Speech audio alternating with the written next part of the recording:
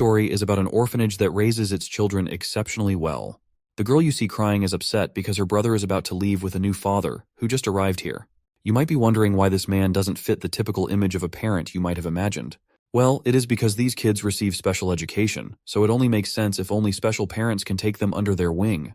You might also be curious about what kind of special education these seemingly ordinary kids are getting. Well, you'll get your answer soon enough. As soon as the sister tells the kids to stop pretending and get ready for training, they pull out sharp blades and weapons, which are definitely not toys for poking around. The sister even tells the little girl not to let her snot dangle out of her nose while pretending to cry, because it looks gross, and she doesn't want the new parents to get a bad impression of the kids they've raised so dearly. The girl quickly owns up and hastily wipes her nose. We also meet the proud director of the orphanage, who takes major pride in this special education approach. He sees it as a real gift for these kids, because they've been trained as living, breathing weapons ever since they learned how to walk. These kids are raised with super strict supervision to make sure they meet the standards of the filthy rich. Because of this crazy attention to detail, it costs a fortune to train each child properly. Another question that might come up in your mind is what these kids are actually used for. Well, there is not any straightforward answer to this question, and the director just says they're like computers. And what they're used for is decided by the buyers, or as you might call them, the new parents. For example, this rich fat cat who has just adopted a new kid shows his new son a photo of a man and says, "This is your target. Memorize his face." The director then explains that since these kids are living weapons, they pose significant threat to the buyer. So the orphanage made sure to drill each and everyone with 3 absolute principles from a young age. These are the rules they can't disobey because they have been wired in their subconscious mind, and the orphanage calls these the 3 absolute principles, and they're crucial for keeping the kids under control. While this fat guy is drilling the boy about memorizing the photo, the kid, however, points out that there's a car tailing them closely. The old man is a bit startled to hear something he never asked, so he starts yelling at the kid, demanding to know what the heck he's talking about, and tells him to just focus on memorizing the damn picture. The kid quickly snaps back to attention and swears to follow the orders. And there you go. That's what the first principle is all about. Absolute compliance to the parents' orders.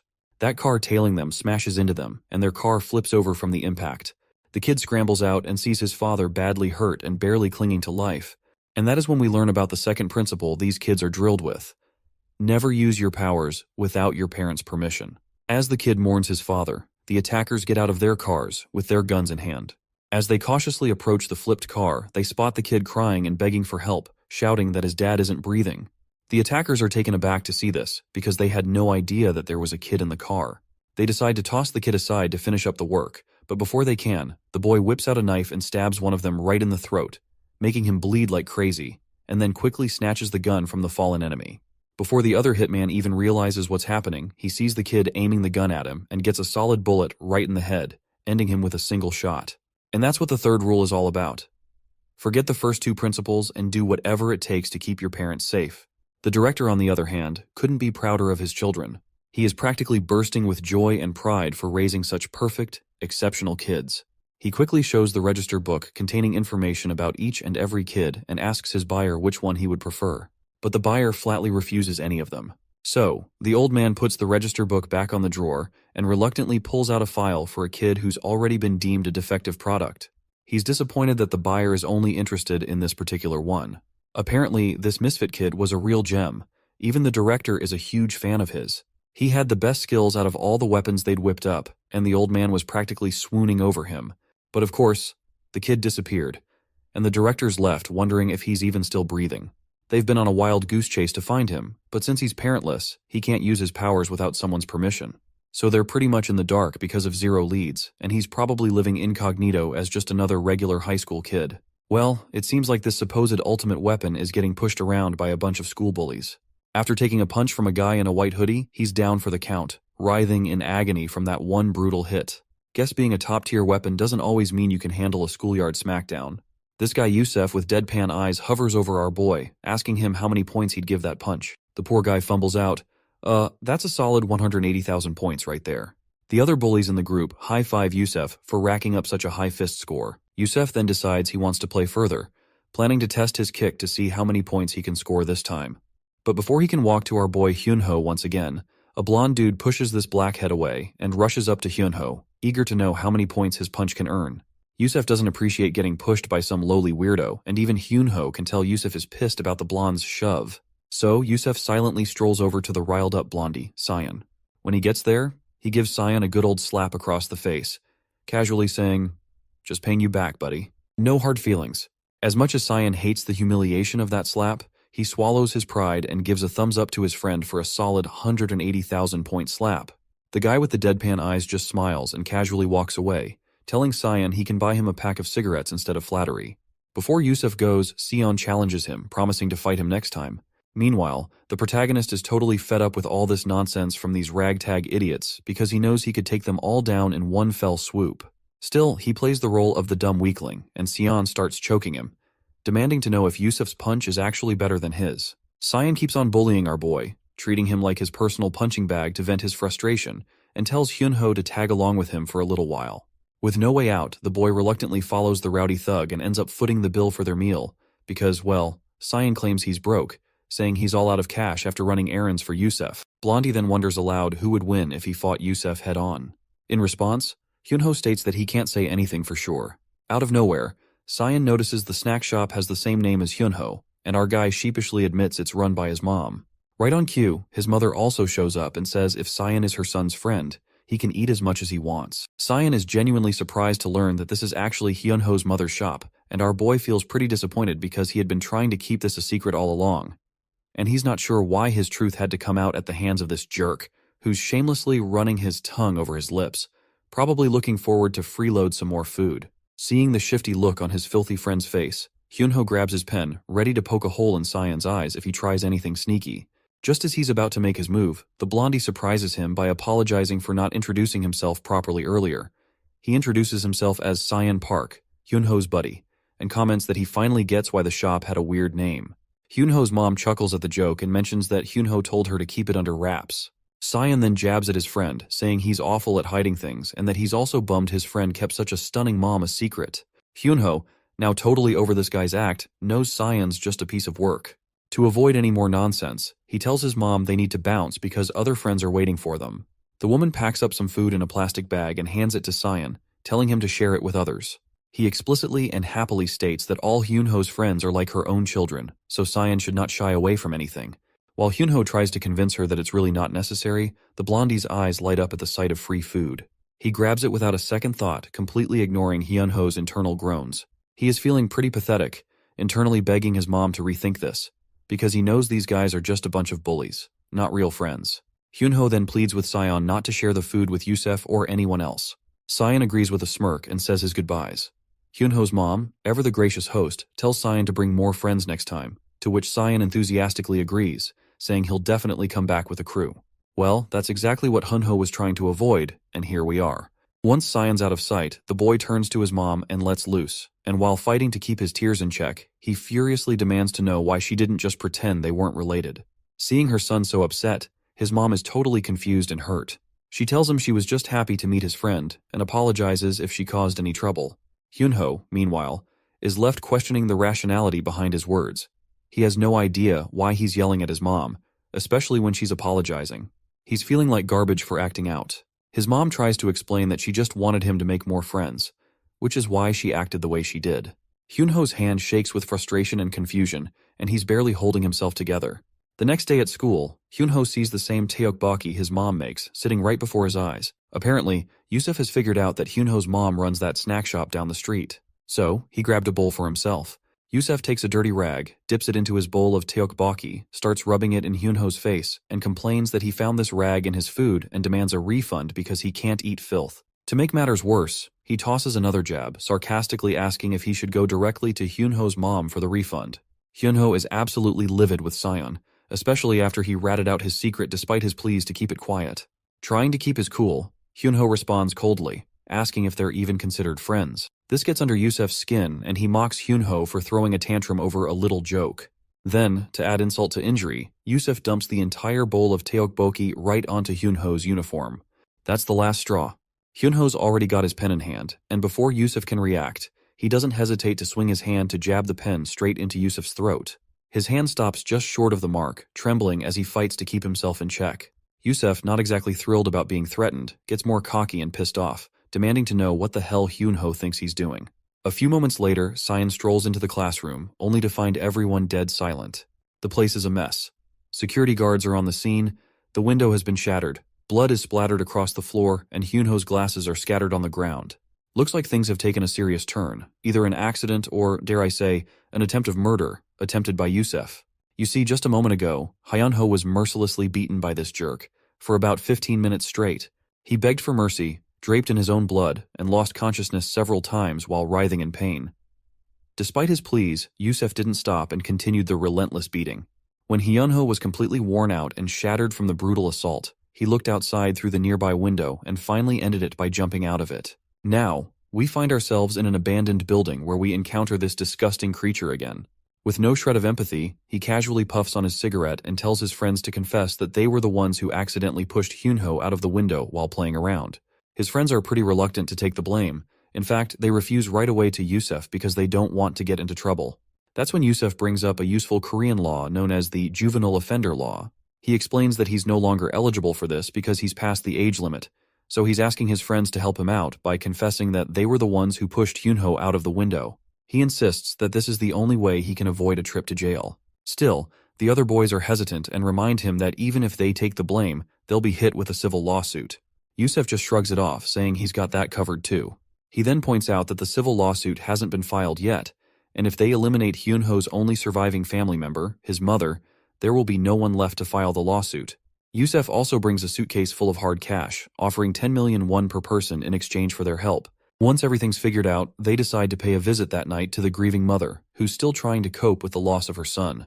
She's sitting in her son's room, surrounded by his things, lost in her grief. As midnight strikes, the thugs quickly put on their masks and head straight for the 5th floor.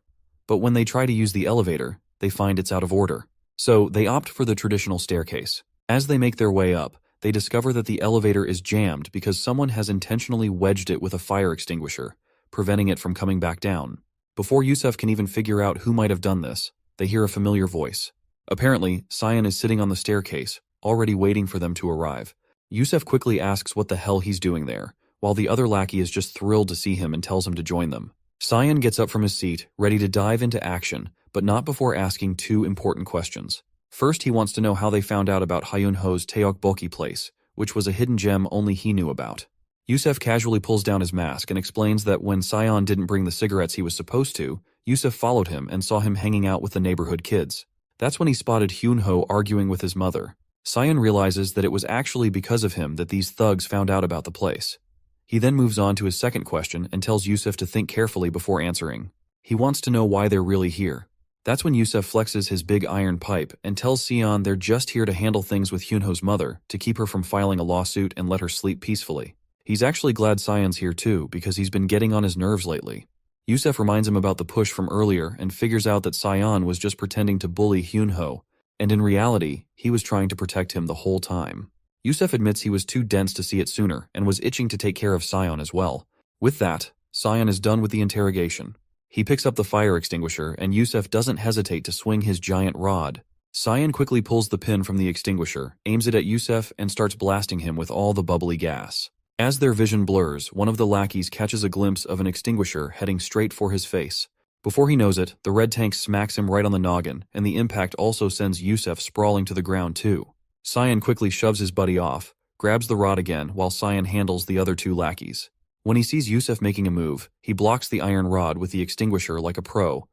In a flash, he ducks down and slams the extinguisher onto Yusef's feet, smashing his toes into oblivion. Seon then boots him over the stairs, sending him tumbling backward. He then starts trolling down the stairs, while casually informing Yusef that his cuneiform bone above the metatarsal is broken, and he's pretty sure this arrogant bastard won't be walking anytime soon with those messed up legs. The filthy man groans in pain, lying defenseless on the ground, and shakily asks why Seon is doing this to him. That's when Seon drops the bombshell. He explains that there are 3 principles that were drilled into his mind as a kid. First, a parent's word is absolute. Second, don't use violence without permission. As he says this, he lands a devastating punch right on the guy's head. The other lackeys on the ground are totally lost, not understanding a word of this crazy rant. It's pretty wild that we were led to think Hyunho, the whiny kid with glasses, was the main character. Turns out, Seon is actually the missing kid from the orphanage. After losing several teeth and with a broken nose, Yusef begs for forgiveness and pleads for Seon to stop. But our boy keeps going. explaining that the third principle is, if there's a threat to the parent's safety, the kid can ignore the first two rules and handle the situation however necessary to keep the parent safe. Sayan remembers Hyunho's mother saying that all of Hyunho's friends are like her own children. So, basically, she's his mother now. And if anyone threatens his mother, he's got the green light to beat them to a pulp. With a resounding bang, Sayan smashes that filthy bastard's skull, and the sound echoes through the building. The scene cuts back to the creepy orphanage, where a sister is visiting the director. She tells him there's a call from Korea. When the man asks who it is, she says it's the Baeko personnel. The old man's mind perks up as he recognizes the caller and quickly grabs the phone. The caller quickly reports that they've found the kid they've been hunting for, the legendary figure from the Dead Mansion project, codenamed Sean. Apparently, he's in Korea right now. And there you have it, the official introduction of our boy. The Orphanage, which is known as Dead Mansion, is a highly funded multinational organization that produces weapons for the rich. In the eyes of the Orphanage, he was the perfect child, and his code name is Sean Park Sion. They had us fooled in the first half, not gonna lie. I really thought the black-haired guy was the real MC. Here's the scoop on our boy's backstory. Sean was one of the children created by the Dead Mansion project. He was the pinnacle of their product they had produced so far. He was top-notch in infiltration, weapon skills, and VIP assassination. He was meant to be supplied to a top client of the Orphanage, a notorious Yakuza organization in Japan. But there was a mix-up, and instead of Japan, he ended up in Korea. The director explains that it's been 5 years since that mishap, and he had almost thought Sean was dead, so they gave up on him. But now, this guy, who looks more like a filthy rich mafia boss than a father, is thrilled they've found him. He quickly tells the sister to bring Sean back as soon as possible, by any means necessary, because he can't wait any longer. The woman, whom we've been calling Sister, lets down her black veil, revealing her dead eyes. She quickly adheres to the order, saying she will proceed with the retrieval operation immediately, and this lady in question goes by the name Rachel. As soon as she drops her act as Sister, my God, this woman looks absolutely creepy. Dressed in a tight black shiny suit, she's not holding back a single bit in flexing her big guns. She makes it clear that she will drag Sion back even if she has to take him out by force. This woman is the Dead Mansion instructor, and her specialty is still unknown. However, the director quickly tells her to simmer down because he needs Sion unharmed, and she doesn't need those guns either. The lady quickly gets embarrassed and starts picking up her robe to put it back on, muttering about how she was just getting into character. In the next scene, we see Kwon Byung-woo, Yusef's father, bowing his head to apologize to Hyunho's mother. He promises to cover all medical expenses, mental damages, and any other compensation she might need. But the woman flat out states that nothing will change with just an apology because this isn't something that can be resolved with words alone. The students nearby are startled to see this filthy rich man bowing his head like this. And Kwon Byung-woo finally lifts his head, turns around with a blank face, saying he will be taking his leave. The woman is utterly baffled by his strange behavior. In response, Kwon Byung-woo covers his face with a handkerchief and reveals that he was here to make amends. But since they can't resolve anything through discussion, he will leave because efficiency is key in all matters. He then walks forward towards his luxurious Maybach, telling the woman that he also knows other ways to sort out this mess because he's quite the expert in these matters. With those parting words, his car zooms off. He then complains to his manager about how disgustingly stingy and smelly that place was, insisting they tear it all down and build a mixed-use complex instead. The rich man then asks about Sion, or we can also call him Sean, and asks his manager if they have taken care of that kid. The manager lets him know their people are already en route and the secretary will ring them once the job's done. Kwon Byung-woo just nods and heads to Sanlim University Seongsim Hospital. Inside, we find Yusef all banged up, wrapped in bandages like a mummy. He tells his dad the kid who messed him up was no average Joe. He kept rambling about some 3 engraved principles or something. His dad raises an eyebrow, asking if this is the new trend among kids. Yusef just shakes his head, saying he hasn't a clue. Before Yusef can spill more, his dad cuts him off and gives a cold stare to the women and humbly requests the nurse to give them some alone time. Once the lady is out of the way, he slaps his son hard right over his face, just like any typical father. After slapping Yusef's face, Byung-woo lets him have it. What's really grinding his gears isn't just that his son picked a fight, bullied some kids, and caused them to jump out of a window. Nah, what's really bothering him is that Yusef didn't clean up the mess afterward, leaving a trail of evidence behind. He drills into Yusef that the basics of the job are to avoid doing things twice, meaning don't screw up and leave evidence for others to find. Byung-woo tells him to watch his father closely and learn from this chance to fix things. Meanwhile, Sean is taking a beating from a group of goons sent by Byung-woo. The leader, decked out in gloves, watches as his lackeys drag the injured boy from the ground. With a scowl, he delivers a series of stinging slaps to Sean's face, not stopping until the boy collapses from sheer exhaustion. The glasses-wearing thug, looking down at Sean with a sneer, says, "You might have taken down a few kids, but you're nothing against adults." They grab one of Sean's arms, and the burly lackey yanks it straight, holding it firm. The leader then places his foot on Sean's arm and applies all his weight, leaving the poor kid writhing in agony. Before they leave, they make sure Sean knows this is payback for the humiliation and beating he dealt to their young master Yusef. They're leaving him alive just so he can stew over his mistakes. As dusk settles in, Sean sits there, snapping his shoulder back with a sneer. He chuckles at how the goons couldn't even tell the difference between a dislocated and a broken arm, despite their big talk about being adults. The beating he received? Well, it was nothing compared to the thrashings Aunt Rachel used to dish out. Sean's frustrated that he can't tap into his full strength without orders, but he's relieved knowing Yusef won't be bullying anyone else. As he heads out, grumbling to himself, he runs into Hyunho's mother. She recognizes him immediately and asks, "What happened to you?" With a warm hello, Sean greets her and is soon invited to dinner. Hyunho's mother has prepared a feast, urging him to eat his fill. When Sean hears this command to eat, he dives into the food like a wild beast. He is driven by an instinct to comply with the care of someone he now sees as his parent. The mother then gently instructs Sean to drink some water, pointing out that it'll help him digest better. Sean follows her advice, downing the water with a hearty gulp and letting out a satisfied burp afterwards. He thanks her for the meal, and she smiles, happy to see him after such a long time. Sean's mood turns serious as he asks about Hyunho's condition. In response, she assures him that the surgery went smoothly and that Hyunho's doing fine. She's hopeful for his recovery, even though things are tough right now. Then, her strength seems to crumble. Her hand starts to shake, and tears flow freely. She sobs, feeling weak compared to her son and helpless as a mother. Her heartfelt wish spills out of her tongue. She wants to destroy everyone who hurt Hyunho, especially Yusef's father, and tear them all apart.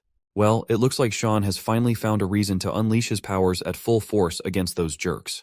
As the lady turns around to apologize for her sudden outburst, Sean's already long gone. The scene then shifts to Byung-woo Construction Company. Inside the building, the father of that nasty son raises a toast to celebrate the record profit they've racked up in the third quarter of this year. He's giving a heartfelt thanks to all his employees, saying it's all thanks to them that Byung-woo Construction has come this far. Among the crowd of employees, we spot one of the same hefty guys who had beaten up Sean earlier, and near to him stands a waiter who suspiciously looks like Sean. The waiter approaches the man and offers to pour him a drink. As soon as the man says, "Pour some," the waiter smashes the bottle right over this jerk's face.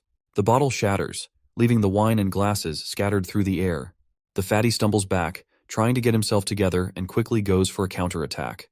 But Sean is ready. He shoves those bare glasses he was holding into the guy's hands like he's handing over a pair of gloves. Then, with a brutal swing of his leg, he kicks the jerk right in the face. Next, Sean grabs some forks and knives and hurls them at the guards with deadly precision.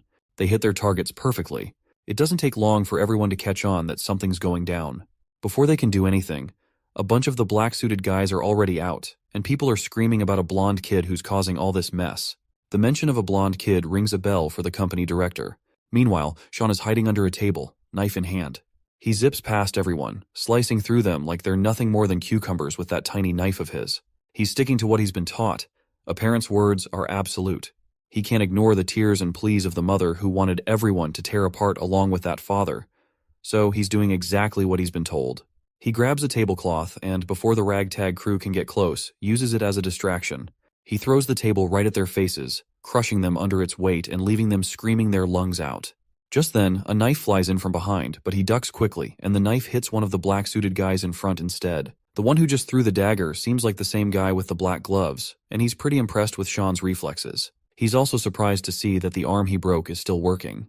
Before he can finish playing around with those gloves, Sean grabs the guy's hand and slaps him hard across the face. He expertly locks the guy's arm and snaps the bone inside, coolly telling him, "That's how you break an arm." As the cocky guy sprawls on the ground, a bullet zips past Sean's face, grazing him closely. The shooter is Byung-woo, standing on the first floor, looking disappointed for missing his shot. Sean quickly raises his hand and calls out that it's tough to hit from that distance unless you're a real pro. Byung-woo curiously asks who this kid is. He remembers that Korean kids these days are into something called crew, so he asks if Sean is part of that too. To which Sean responds that he doesn't know what the heck that crew thing means. But if Byung is asking which crew he belongs to, then he proudly states that he is with the Hyunho snack shop. The mention of Hyunho snacks rings a bell for the zombie-like dude, and promptly asks if Sean is talking about that smelly alleyway junk food place. With a sneer, the man shoves the gun barrel right between Sean's eyes and asks if the woman tipped him off to kill him. Sean smirks and says he's absolutely wrong, because all she did was tell him to tear and crush everyone. While the zombie is trying to figure out what the heck Sean is saying, my guy moves with lightning speed, knocks the gun away, and gives the guy a solid slap. That one slap was enough to scramble Byung-woo's brain, and with Sean's final punch, the dude hits the ground, and his face is a bloody mess, nose and mouth bleeding from the impact. Sean makes it clear he's not here to assist anyone, he's just following his parents' absolute commands. With that, he turns to walk away while the guy on the ground keeps ranting about how he should have taken Sean out when he had the chance, and regrets not sticking to his own motto of leaving no work unfinished. Sean grabs the gun, aims it up at the chandelier, and tells the guy to stop blabbering about pointless stuff. He fires, and the chandelier starts to fall, crashing down and crushing the man just as the mother wished for. Sean walks away, shaking his head and muttering how both the father and son are really just the same. We're back in the hospital, where the nurse asks Yusef if he's feeling any better. The arrogant guy just scoffs and asks why he'd be here if he was doing well. The nurse comments that she's heard school violence can be pretty intense these days, but she's never seen anyone as badly hurt as him before. She wonders if the kid who hit him must have been a real expert, though even for high schoolers, this is pretty extreme. As she squats down to pick up her things, we get a glimpse of her giant ass. Man, we already know that the Russians are thick as hell, but this is something next level. She then grabs the injection and asks Yusef what he was discussing with his father earlier about some 3 principles. Noticing the weird color of the injection, Yusef questions what the heck she's injecting him with. Rachel then pulls out her mask and reassures him not to worry, saying that as long as she only uses half, he won't die. It looks like she's finally here to take our guy, and she starts pressing against his chest, grilling him about those 3 absolute principles he mentioned. The guy gets genuinely scared by her death glare and tells her to just get the hell out. That's when Rachel pulls off her fake hair and stops playing games. She straightforwardly demands he reveal the name of the kid who messed him up like that. We also find out her specialties, which are disguise, infiltration, interrogation, and of course, torture. Shortly after, Rachel calls the director when she arrives at Byung-woo's company. She tells him that the boy apparently used his powers. The director is shocked by this news, and Rachel further explains that she rushed to the spot where Sean was last reported. But by the time she got there, he was already gone. The place was a mess, with people badly injured, something only Sean's powers could have caused. The director is confused, saying he has no idea what's going on, because in the history of the Dead Mansion, no one has gone against the absolute 3 principles. The old man walks over to a cupboard, and as he opens it, a deluge of books spills out. He remarks that if Sean is ignoring the absolute 3 principles, it's no ordinary matter anymore. The weapons the Dead Mansion sold off could bypass these principles and target the Dead Mansion itself. He instructs her that her mission has changed, and she must ensure that if Sean is disregarding the principles, she'll need to take action. To which Rachel quickly agrees, and the director also mentions that if she needs support in Korea, she can contact the Baeko personnel there. Just then, 2 men show up right on cue. They're pretty amazed that a single high schooler managed to take them all down. Rachel hangs up, and one of the guys, particularly the fat one, looks a bit freaked out by her appearance and wonders if kids nowadays really dress like that. His buddy explains that she's Russian and that some people are pretty open-minded, adding that even his own wife is open-minded. The next day, we're back at school, and it looks like Rachel has taken on the fake role of a teacher at the school where Sean is studying. She's here to dig deeper into what Sean's up to, and just thinking about it gets her all worked up. She's excited to see how he's grown up. Back in the day, Sean was her favorite student. He absorbed everything she taught him like a sponge. So, she's really looking forward to seeing him again. When she arrives outside the classroom, she spots Sean. He's in the middle of narrating the story of how Yusef was begging for mercy after he beat the crap out of him. Rachel is completely taken aback by his behavior, and she is having a hard time accepting if this vulgar kid really is Sean. Suddenly, a chubby kid sitting behind Sean gets really pissed off and finally wakes up because of Sean's nonstop rambling. They both start getting cocky with each other, and Rachel wonders if they've already figured out who's boss. She remembers how at Dead Mansion, they had this annual event where the kids fought to measure their combat power and determine who was on top. It was so cute when they challenged her, and Sean was always the strongest among them. But now, Sean looks like he's getting his butt handed to him by this big guy, making Rachel seriously question his status as the strongest. The chubby kid keeps kicking and thrashing Sean like he's just a sack of potatoes, and Sean just takes the beating head on. Rachel's face quickly shifts to a blank poker face, watching this once mighty kid get pummeled like a fool. After a bit of watching, Rachel starts to figure out that Sean probably didn't use his powers because he's hiding his true identity. This makes her think he might still be under the control of the 3 principles, but she's not entirely sure and wants to keep an eye on him. She can see his sharp, sophisticated eyes. The good kids from Dead Mansion should have both physical strength and brains, and Sean always stood out. Even if he's hiding his power, his smarts still shine through. As his former teacher, she's a bit troubled that he can't disguise himself properly and thinks about teaching him again when she gets the chance. While Sean is busy doodling the moment he smacked Yusuf with that fire extinguisher, Rachel gets confused. She thought he was focusing on studying with such concentration, but he's just messing around. So, she gives him a heavy book slam right on his head. In the bathroom, Rachel sits with her head spinning in confusion. She's sure Sean can't possibly be this foolish and starts to think maybe this is someone else who just looks like him. It's hard for her to accept that he might really be this clueless. She decides to change her plans. It's no longer just about the 3 principals, now she needs to figure out if this guy is really codename Sean. After class, Sean's head is throbbing. He remembers the teacher usually doesn't hit that hard. Meanwhile, Rachel, now dressed as a student, comes over. But then he hears a familiar voice. After turning around, he sees Hyunho's mother standing there. She's relieved to see him, especially since her bags are weighing her down, and she tells him to please carry them for her. Sean quickly proceeds to carry the bags as commanded. When they hit the snack shop, Sean devours his food like a wild animal. The mother tells him to slow down, and he quietly takes her advice. Rachel starts piecing things together. She figures out that Yusuf is the one who knocked out this woman's son, but she's still not sure about Sean's connection to them. After seeing him eat like this, she's fuming that Sean is just as vulgar as she suspected and is itching to tear this Sean imposter apart. As soon as Rachel takes a bite of her food, she gets a chill and her tongue practically hangs out. She asks for some water after just one bite of the insanely spicy dish. The woman quickly hands over the water and asks if she can't handle the heat. Rachel is stunned, wondering how these folks can torture themselves with such fiery food. She is pretty sure these Koreans are out to assassinate her with this much heat. Sean then tells her to slow down, saying she's being clumsy. That's it. Her frustration has hit the roof, and she vows to take this jerk down. Speaking of spice, she remembers Sean couldn't handle it either. If this guy is really Sean, he should be struggling with all this heat, just like he did back in Russia. She watches his trembling hand, thinking he's having a tough time. But instead, he's giving thumbs up after thumbs up to the lady, raving about how delicious the food is. The woman is happy and keeps feeding him. Rachel realizes he's actually handling all that spice like a pro. She is confused, wondering why he's chowing down on this fiery food like a fool instead of refuting to eating it. Rachel then remembers that Sean helped this woman carry bags with just her one command, and now he's eating without refusing her and helping her with everything she asks for, as if he's following her every command. Seems like she's finally pieced it together. He also would not have killed all those people so skillfully without any commands, and she's sure he was ordered to destroy the Byungwoo construction purposefully.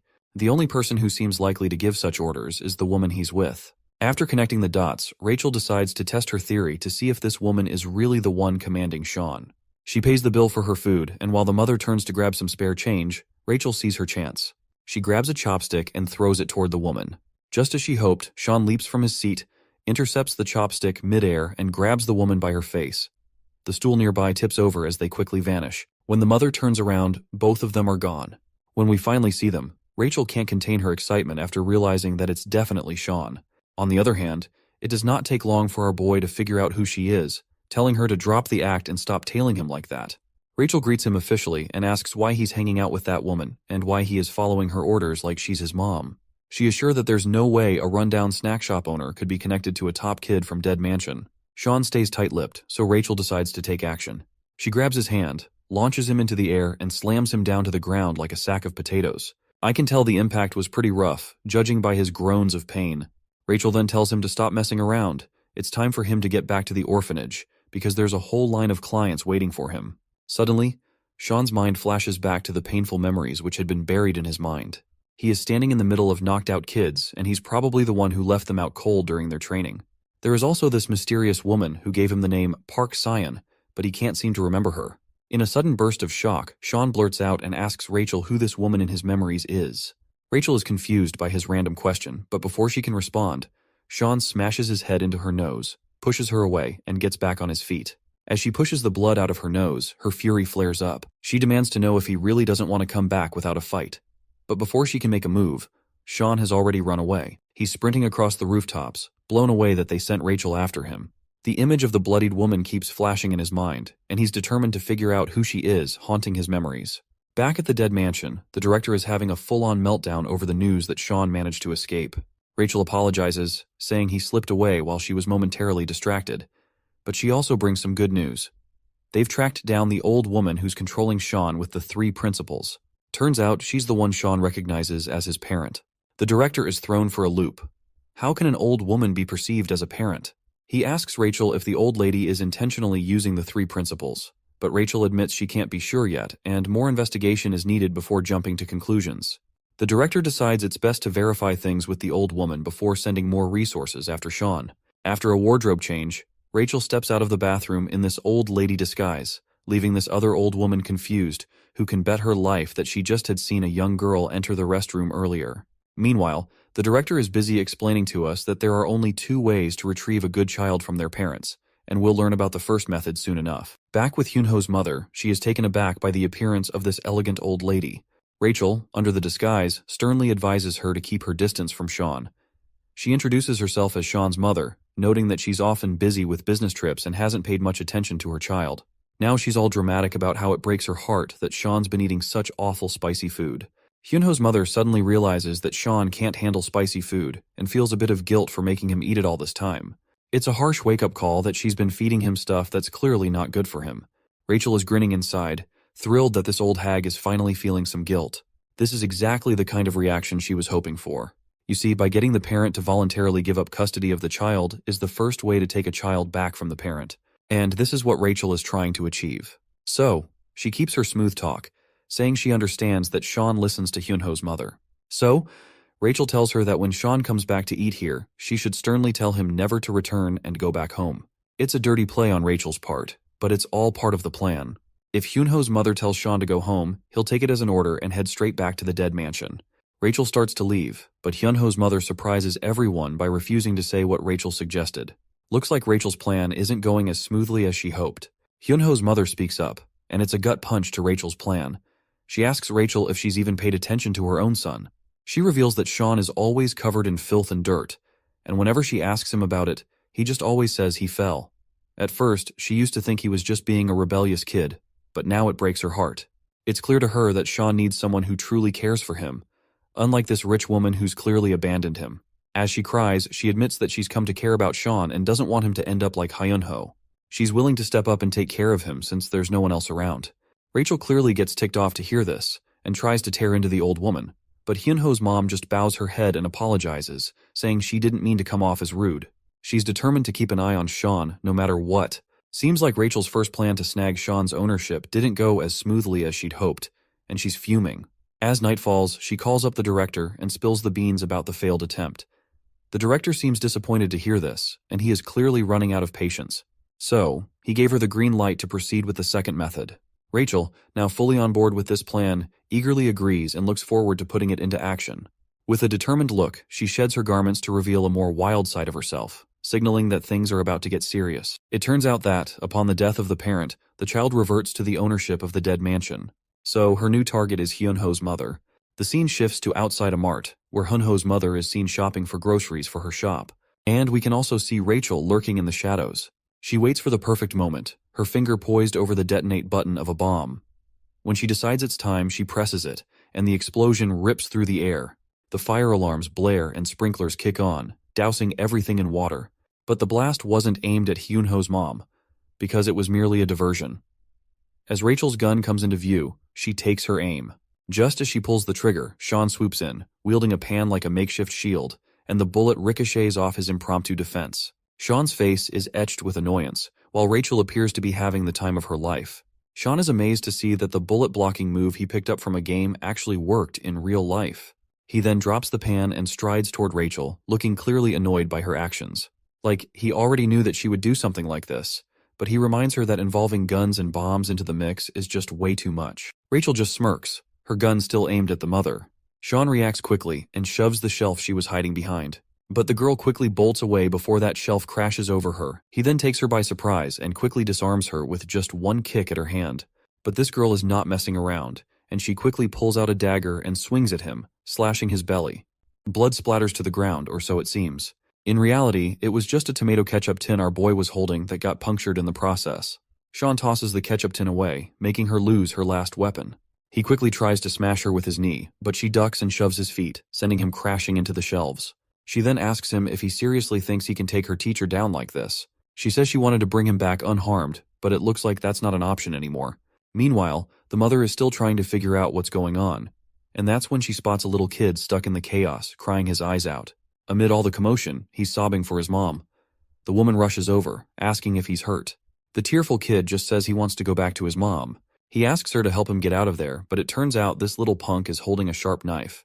No surprise if he's one of those specially trained kids here to assist Rachel to assassinate her. Back to the senior-junior showdown. She pulls out another knife and tries to hit him, but he jumps out of the way. She goes for another slash, but he ducks and avoids her. He grabs her hand, and she tells him to stop resisting because they're just trying to free him from everyone's control. Just then, he gets momentarily distracted, and Rachel seizes the moment. She pulls her hand free and swings her dagger at his face, slicing his cheek with deadly accuracy. He stumbles but quickly gets his footing.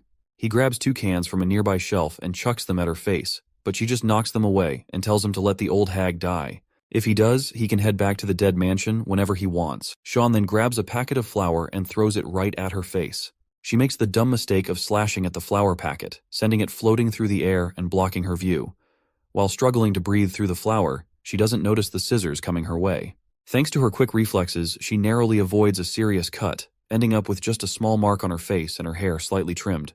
She quickly steps back, but Sean takes another swing at her. She drops to the floor, and with a crazy grin, she gets back up and comes at him with her blades. Their strengths seem pretty evenly matched. Or maybe he's just better than his teacher now. Before she can figure out her next move, he grabs her hand and shoves her into a grocery cart, leaving her stuck inside like a little kid. Sean gives her a cold stare and asks if she has learned her lesson, but the woman just grunts in frustration. Sean tells her to leave him and his mother alone, then kicks her cart forward, leaving her slamming into the other carts lined up, and he quickly locks her cart with the rest. With a smirk, he tells her to enjoy herself and walks off, leaving her stuck and grumbling. Back to the little maniac kid, he sees his chance and swings his dagger at her chest while she's looking away. But Sean swoops in just in time, leaving the little kid stunned right there.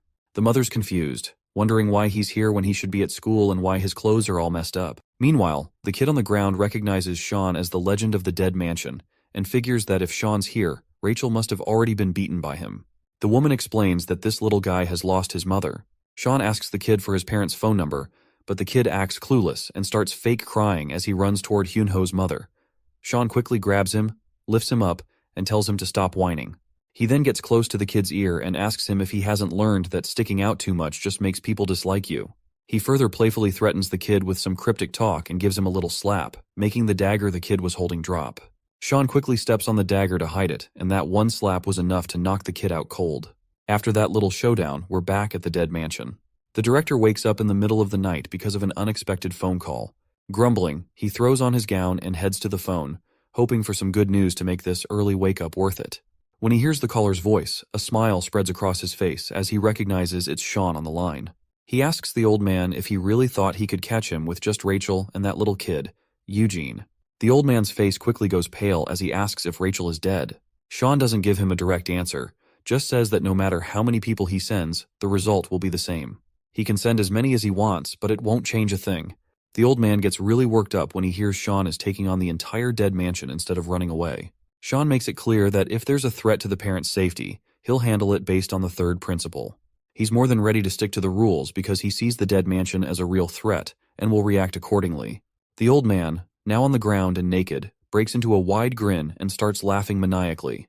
He's overjoyed to see that the kid he raised is surpassing his expectations and thinks of Sean as a divine gift, perfectly following the 3 principles. He wishes Sean good luck and tells him to send the little kid back, promising not to attack the lady if Sean does that. Sean then tells the old man to call Rachel back, and the director just gets even more excited. Can't wait to meet Sean face to face. Sean tells Eugene to wake the hell up.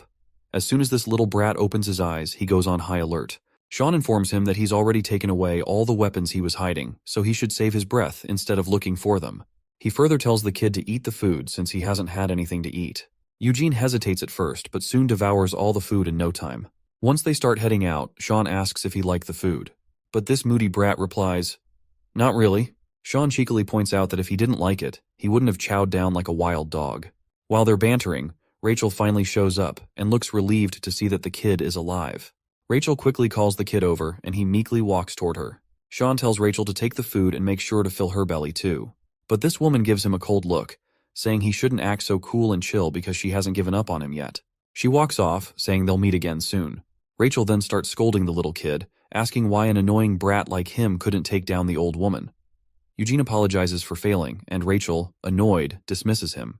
She tells him that useless brats like him should have been dealt with a long time ago. Her words make the kid shiver, and he apologizes again.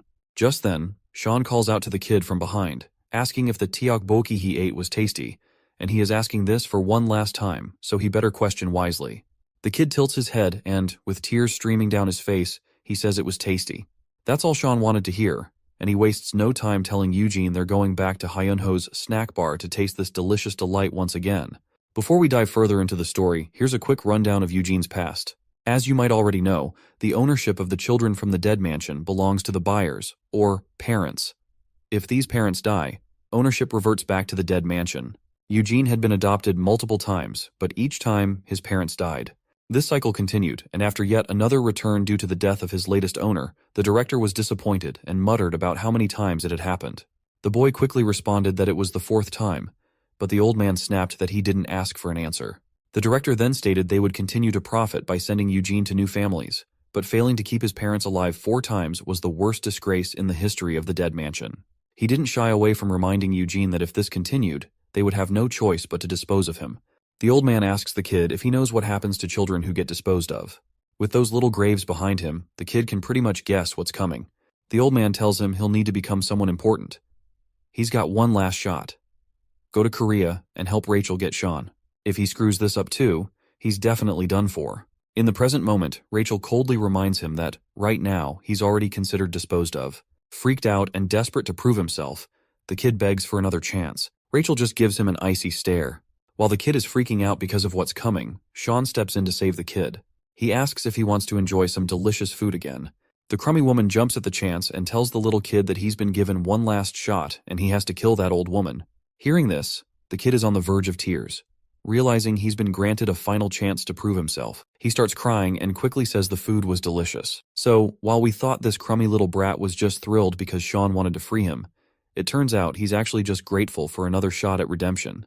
On the other hand, Sean cracks his wrists, ready to take the kid back to the snack shop. Rachel can tell that he still sees her as a threat to the parent, so she's sure he's prepared to fight if necessary. Even though she would happily hand Eugene over, Rachel gets dramatic, asking why Sean is taking him after promising to let them go if they spared the old woman. Sean simply shrugs and says the kid wants to stay himself, and since he finds the food delicious, he has no choice but to take him with him. She finally resigns, and decides to let Eugene go with Sean. Before the little kid heads over to Sean, Rachel cryptically reminds him that this is his last chance and he better make it worthwhile. With that, the kid quickly walks over to Sean. Rachel then points out that since he's keeping the child and breaking his promise to let them leave, she declares that she'll also break her promise, and will always look for a chance to attack the old lady. Sean simply grabs the brat's hand and tells Rachel to do as she wishes. He adds that he won't hesitate to break her into pieces over and over again if she tries. Later, we're back at Hyunho's house. Sean pretends to yell at the little boy in front of Hyunho's mother. The woman quickly tells him to calm down and reminds him that he's the one who decided to look after the kid for the day. The boy admits it, but adds he doesn't want any more freeloaders crashing at her place for free food. The woman says she's perfectly fine with that. She also finds it interesting that this kid's mother is friends with Sean's mother. It turns out the truth isn't far off, as Sean's mother and this little brat are actually the same Rachel in disguise. The lady offers for them to stay, but Sean says it's not necessary.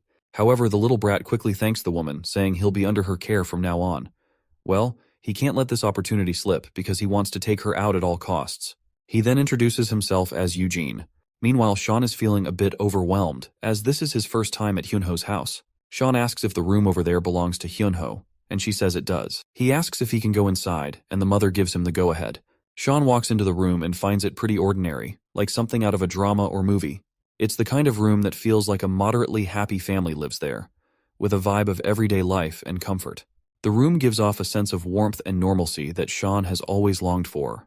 It's the kind of typical family space he wished he could have been part of.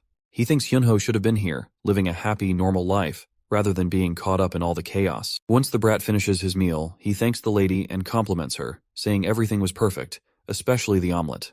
The woman is pleased with the compliment. Then, the kid asks if he can ask her a question, and she agrees. He asks if, besides her son, there's any other family member living here, like a father. The woman is a bit caught off guard by the question and isn't sure how to respond. She tries to keep it light and says that unfortunately, her husband was needed so much in heaven that she had to let him go. The kid asks if he became a family member in heaven, to which the lady says that's pretty much it. Then, the kid points out that her son hasn't gone to heaven and hasn't returned home either. The woman is puzzled by this strange response. The kid continues, saying that a weak, useless child can't become family anywhere. The woman looks even more confused. The boy explains that a family is about fulfilling others' needs and proving one's worth to its members. Otherwise, they're just obstacles consuming resources, like her son who's in the hospital and unable to do anything. The lady is really pissed off and jumps up, saying that's completely wrong because that's not what a family is. The kid curiously asks what a family is then. But before she can answer, Sean playfully grabs the kid from behind and starts dragging him, asking if they can sleep in the living room. The woman agrees and mentions that Hyunho's room is empty, but Sean states that he can sleep in the living room over the sofas and the kid will just sleep on the floor. The mother's eyes warm up at their playful sight. As midnight strikes, we see Eugene's face is set in a scowl. It's clear that his displeasure stems from the fact that Sean is making him sleep over on the floor. He then notices light coming from Hyunho's room and decides to check it out. As he peeks inside, he sees the old woman sitting in a chair, looking at her son's photo. Eugene finds it odd that this woman calls her useless child a family, and even welcomes strangers like him as a family, whom she has never met before. He reflects on his own life, where a child's worth is measured by what they can produce for the family. He can't understand how being a so-called useless child can be considered family. Eugene quickly grabs the gun, aiming it at the old woman with trembling hands. He's desperate to prove his worth and become a necessary family member, believing that killing her is the only way to do it. But despite his determination, he just stands there, unable to pull the trigger. Sean quietly closes the door in front of him, and sternly asks if this is really what Eugene wants to do. Eugene's hands shake as he looks at Sean and admits he's just following orders. He then quickly turns the gun on our boy, telling him not to interfere. As he pulls the trigger, no bullet fires. Seeing this, Eugene looks puzzled, wondering why the gun is empty. Sean then scatters all those bullets down on the ground and reveals that he had already taken all the bullets away while Eugene was sleeping. He also knows that Rachel was the one who gave him the gun. Sean gives this brat death glares and extends his hand to grab the gun, pointing out that it's a 15-round 9mm parabellum that weighs 112.5 grams. He says the kid should have noticed the magazine was empty when he held the gun, and reminds him he's still just an amateur. Annoyed by the remark, the brat grabs his blade and tries to swing it at Sean. But he ends up pinned to the door by Sean, and as he turns the handle, the door swings open, sending them both crashing into the room. The little one quickly gets to his feet. Fortunately, the mother is still asleep at her desk and hasn't noticed the commotion. Sean gestures to the brat to keep quiet. But the little brat sees an opportunity and rushes forward. Sean quickly grabs that tie nearby, traps Eugene's feet with it, and makes him fall. But the kid manages to swing his blade and cut the tie almost immediately. Sean tells the kid to be a good little boy, but the kid's too stubborn. He leaps at Sean, trying to slash him with his tiny daggers. They go at it like two hyper ninjas, and it's clear Sean's holding back. This just makes Eugene even more furious, and he swings his dagger again, insisting Sean face him properly. Sean agrees, and before Eugene knows it, Sean has taken the dagger from his hand. The brat, frustrated, throws his other dagger at the lady, but Sean deflects it easily. He then pushes Eugene's feet against his own, causing him to fall. To keep the noise down, Sean quickly grabs the kid by his shirt before he hits the ground. Sean tells him with a smirk that he hasn't even started, and yet the brat is already down. But the little one just smiles in response, thrilled to be fighting the legendary figure from the dead mansion.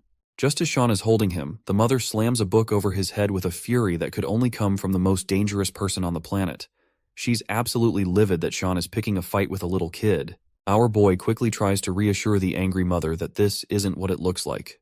Meanwhile, the little brat grabs the dagger from the ground, seizing the opportunity to strike. Sean gives him a death glare and tells him to stop. Then, Sean quickly grabs the little one by the shoulders, reassuring the mother that they're just buddies having a morning exercise session and that the dagger is just a toy. Seems like this little one is still fixated on killing the woman, but realizes he won't get any chance while Sean is around, so he starts to think of a sneakier approach to get the job done. The lady turns to Eugene and tells him he shouldn't pick fights with his big brother because they're all one family under one roof. The word family catches Eugene off guard again, and he gets somber, finally asking why he's being considered part of this family. Sean quickly reminds him that they eat together and sleep under the same roof. The woman agrees and pats Eugene, saying that since he's living here, he's already part of the family. Just then, someone knocks on the door, calling out to see if anyone is inside. The mother goes to answer and, upon opening the door, finds a young high school girl. Well, or should I say, Rachel in disguise. Anyway, she greets the lady as Mother, apologizes for arriving so early, and introduces herself as Marie, Eugene's older sister. Rachel, in her Marie disguise, thanks the mother for taking care of Eugene. Sean peeks over and asks who's at the door. The mother tells him Eugene's sister has arrived to pick him up. Sean recognizes who this sister really is, so he steps outside to greet her. He asks Rachel what brings her here, and she simply says she's here to pick Eugene up. Rachel drops the little sister act and cheekily explains that she's there to take the boy back for the woman's safety. As agreed, Sean then asks if she's the one who ordered Eugene to kill the mother.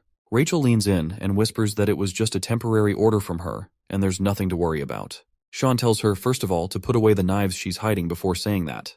She tells our boy not to worry and reassures him that as long as he cooperates, there's nothing to fear. Sean is a bit creeped out by how casually she's threatening him and asks what happens if he doesn't cooperate. Suddenly, Eugene bursts out with a big smile, asking why his sister took so long to get here. He hugs her right away, and she's all dramatic, showing her happiness at seeing him. But while she's being all cheerful, she quietly reminds Eugene that he's failed again and that the director will be pretty disappointed. Eugene snaps at her, asking if she's playing dumb or something. He explains that he hasn't ditched his mission, he's just trying to blend in with these people as family before making his move against the woman. He reminds her that the mother is guarded by the legendary hand of the dead mansion. He might look like an unattractive dumb monkey, but he's no ordinary Joe. In fact, he has fought Sean many times and failed miserably each time. Rachel agrees, saying he really does look like a kind of fool monkey. She apologizes for messing up his operation, but reassures him there's nothing to worry about right now. They're ditching their current mission and heading back to the dead mansion right away. As Rachel extends her hand, the boy grabs it quietly, ready to leave with her. They announce they're heading out, and while Rachel shakes hands for a final goodbye, the little boy turns his head, telling her to let's go, probably because he doesn't want to look at the mother. He starts walking away with her. Just then, the mother calls out to Eugene, smiling and telling him to come back next time, and promises to make him an omelet just for him. The little one looks back at the mother with a touch of admiration, offering a faint smile and a simple nod to show he heard her. The mother then tells Sean to make sure to visit again with Eugene. She promises to cook up something nice for them both. Sean agrees and says he'll definitely bring Eugene along next time. The next day, we're at the school principal's office. The principal starts by apologizing for the delay, explaining that the school had to go through several committees to decide on the punishments, which took some time. He gives her the good news that the perpetrator's parents have promised to cover the damages, and all the offending kids will be suspended. The woman listens quietly, and when the principal shows her the file listing all the perpetrators, she's stunned to see a familiar face, and she quickly asks what the hell Sean's photo is doing in the file.